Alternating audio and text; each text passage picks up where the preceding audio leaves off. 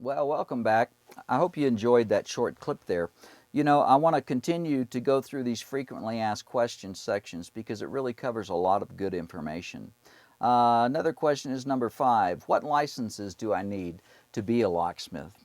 Well, it really depends on what city you live in, what state you live in. So I've even seen it vary from county to county as far as their licensing requirements. The best way that you're going to find out is go down to the city that you live in and tell them that you are a locksmith.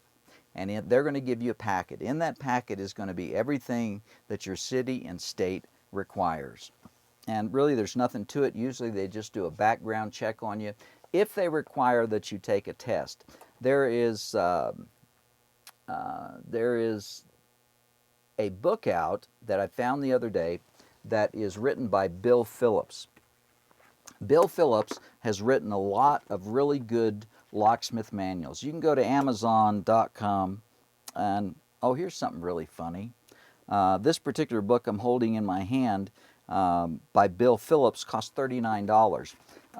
I end up with just about every course that's out there on the internet today. You say, well, Mike, how'd you get them?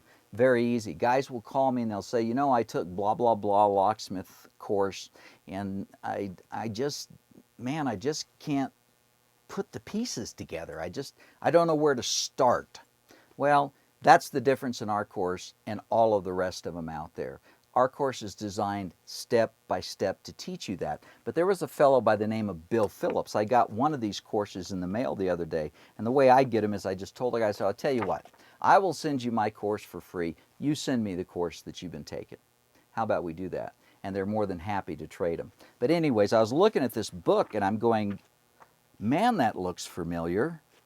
And it said college edition on the back, blah, blah, blah. But anyway, it had a completely different cover on it, and I'm looking through it, and it's the exact same book that you can buy for $39 on Amazon.com. I encourage you to buy them. They're good books full of a lot of good information, but one book that he's written here recently is on locksmith exams. Let's say that your state requires that you take a locksmith test. Everything that is in our course, I guarantee you, is going to be on that test. And if your state requires a test, they usually have to give you something to study by to be able to take it. So I wouldn't worry about it even if your state does. Just go ahead and do like I did and just get out there and get it done. But anyways, that's talking about licensing. That's how you find out. Go down to the city where you live, check it out, and tell them you're a locksmith. You want a mobile business license. You want to work with your van or vehicle or pickup truck. And we're going to talk about vehicles here in just a little bit. Whatever type of vehicle that you have, and tell them you're a locksmith. They'll give you a packet. In it there is going to be everything that you actually need to do for your state or city or county and where that you live. Okay, what will I need to purchase tools and supplies? Well, there's 2 suppliers that are listed in our manual, and one of them actually will send you a catalog like this. This is a wonderful reference book because what I did as a young locksmith, I would just sit here and look through the book, and like you're looking in, I'm sure you can't see this on video, but I'm looking at different types of patio locks and I'm going, geez, that was just like that one on that door the other day. You can learn a world of information just by looking through these catalogs and the different products that are in here. But that company will send you this catalog. You just open an account with them and they'll send that to you. Most of the tools and stuff that you need, all you really need is a business license. It's just that simple. There's not any great voodoo stuff to purchasing a set of lockpicks. Matter of fact, you can go to lockpicks.com right now and buy whatever that you need as a locksmith. One of the other questions on here, number 7, is how much money can I make as a locksmith? You know, that's a really hard question for me to give you an honest answer. And the reason for that is I don't know how aggressive you are. I will tell you this. I have guys call me and they'll say, well, you know, man, I was looking through the yellow pages and there's 65 locksmiths in the yellow pages. Well, not 65, but you know what I mean, a lot.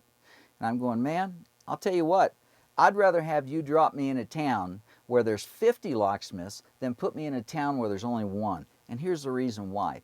Most locksmiths, you've got two types of locksmiths. You've got the ones that are very, very aggressive, that run their business like they should, and they take care of their accounts, and you're never going to get one of their accounts. But that's really the exception rather than the rule. Most locksmiths make so much money that they just get lazy. They don't answer their phone. They made $1,000 yesterday. It only takes them $3,000 a month to live. As far as their overhead's concerned, they made that their first week. Sometimes you'll make your whole month in your first week. But to be able to tell you how much money you can make as a locksmith, you know, I don't know what area that you're in, so it's really hard for me to say. I do know that it wouldn't not be difficult if you're in an area that has, you know, more than one or two locksmiths in it for you to be able to make $1,500 a month your first month. Easy. I mean, you know, I've made, well, you wouldn't believe me probably if I told you. Locksmiths can make a lot of money. So it's a good business for you to get into. What we're going to look at next on our courses is our course called The Art of Impressioning. Impressioning is the ability to take a blank key and put it in a lock and impression it. You know, it's another funny thing. We were talking about these other courses. One of the courses I looked at, there was a whole chapter in this thing. I'm talking, you know, they could have spent at least a week talking about impressioning pin tumbler locks. The only pin tumbler lock that you're ever going to impression is probably the trunk to a Ford car. And we're going to talk about automotive here in just a little bit. But let's go ahead and we're going to look at, this clip is a clip from our Art of Impressioning course. I want to talk to you about the tools. Let's go over the basic tools that we're going to use. First of all, of course, is your standard table vise. We're going to be using a hammer.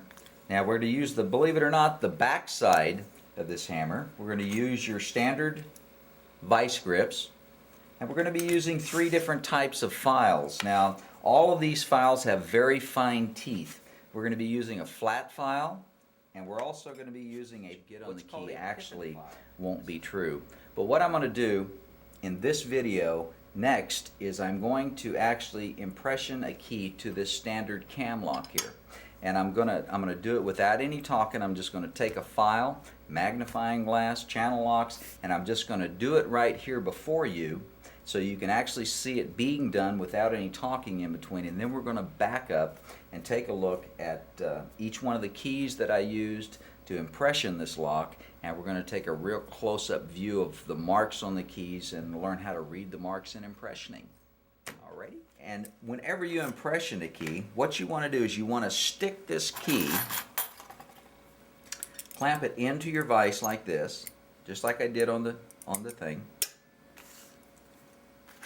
And I filed it flat, made it smooth, and notice I checked with the magnifying glass to see what marks were on that key. So with the magnifying glass on the video, it's going to be hard, but let's look at a close-up of this flattened key right there. I study the marks in this key to see if there's any imperfection in there that I could possibly mistake for an impression. So I took the key like this and I actually looked at it to study the key.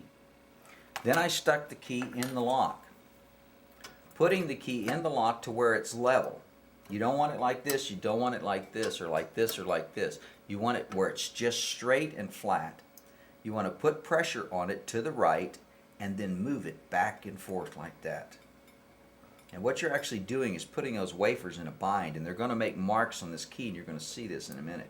I would take it to the right, up, down, to the left, holding pressure on the key, up, down, up, down, up, down. Now, this is the way the key looked in the video earlier when I first looked at it like this underneath the key. If you'll notice here, let's get a close-up of this.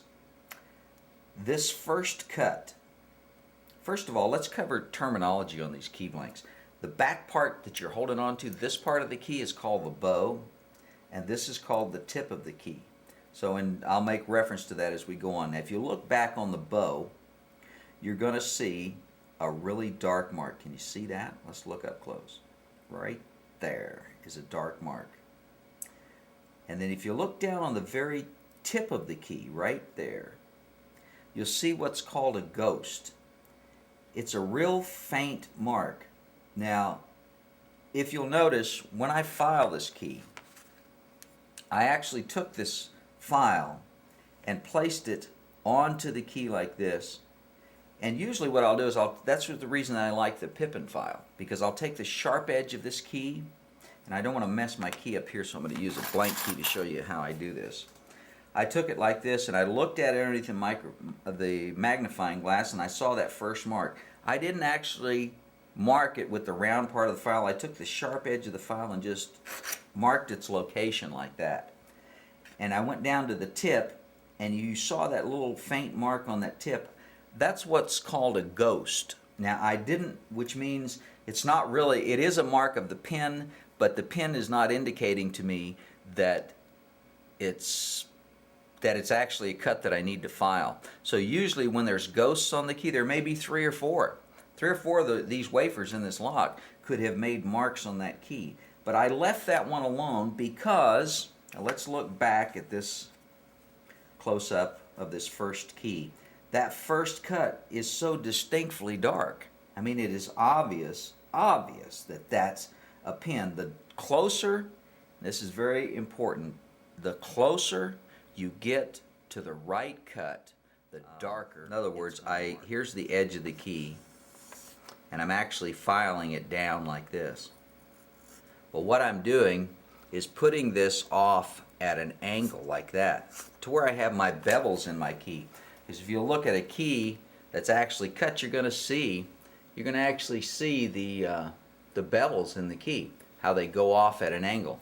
If you don't file those bevels in there and you stick this key in there, what's going to happen is you're going to be impressioning the lock, and you're going to stick your key in there, and all of a sudden your key's not going to want to come out because you created a hooker on it that actually hooked the pins when it went in. So the method of using your file is like that, especially if you're using a rat tail file.